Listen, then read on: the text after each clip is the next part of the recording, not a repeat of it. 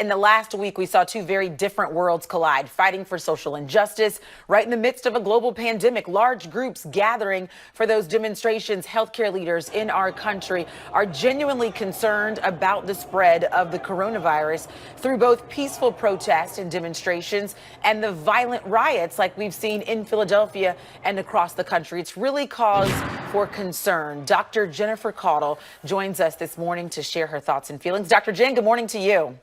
Good morning. So let's start with yesterday. The crowds were massive, really some of the largest we've seen in Philadelphia when we weren't even experiencing a pandemic. What are your thoughts on that?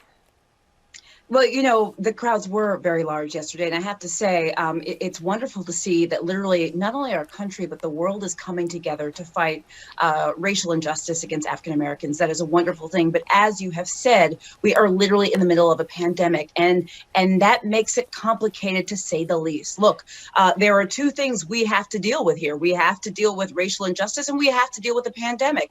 And is it ideal that they're happening at the same time that we're going through this? No, but it is what it is. So while we're seeing all of the crowds out there, it's really important to talk about the things that we need to do if we choose to protest to stay safe. And I do have to say, a lot of people were wearing masks and we're trying to do their best to stay 6 feet away. But it's those types of things, and Lauren, I know we'll talk about them. Those are the types of things we really need to keep at the top of our minds. Of course. Let me ask you a candid question, Dr. Jen. Do you think that we can expect a new wave of coronavirus cases?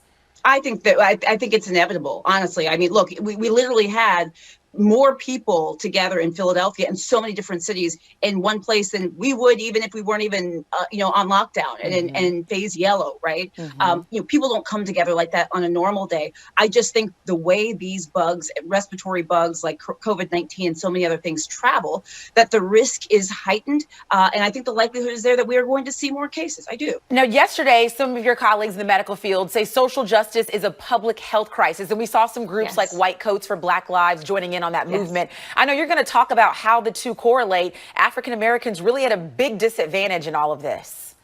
Absolutely. I mean, this is the thing, and it is very true. Racism is a public health issue, and that's one of the things. I do daily videos on coronavirus and all sorts of health topics, and lately I've been talking about really sort of social determinants of health and how racism plays a role in really literally every aspect of our lives. In terms of COVID, yes, we do know that even though African Americans may make up a smaller percentage of a city's population, African Americans, we make up a larger percentage of those who are dying from COVID. So we are disproportionately affected by severe consequences of COVID. But honestly, Lauren, that's not the only health condition that falls under this umbrella. In terms of deaths, I mean, Blacks generally have a shorter lifespan than white people.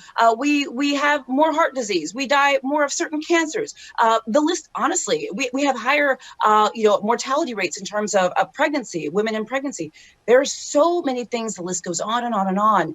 That's one of the reasons, among so many, why combating racism against African Americans in particular is really important, especially during this time. Now, these rallies could go on until a trial happens for these officers involved. It might not slow down anytime soon. What's your best advice for people if they do want to take part? Yeah. So, I mean, first of all, I always say, and I talked about this and still do, the idea of evaluating your own level of risk is really important before you decide of anything. You need to think about, is my immune system compromised myself? Am I on certain medications or have certain conditions that may make it particularly dangerous for me to be out protesting? Do I have family members at home that if I come home and bring this to them, they may do particularly poorly?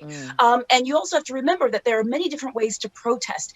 If it makes sense for you to protest in a different way, by giving money, by volunteering, by doing other things, remember that exists. But if you choose to go out and protest, remember, you need to wear a mask. Many people are, but some people are not. I know it's getting hot, but you got to wear that mask. Okay. Try to social distance. You can stay on the peripheries.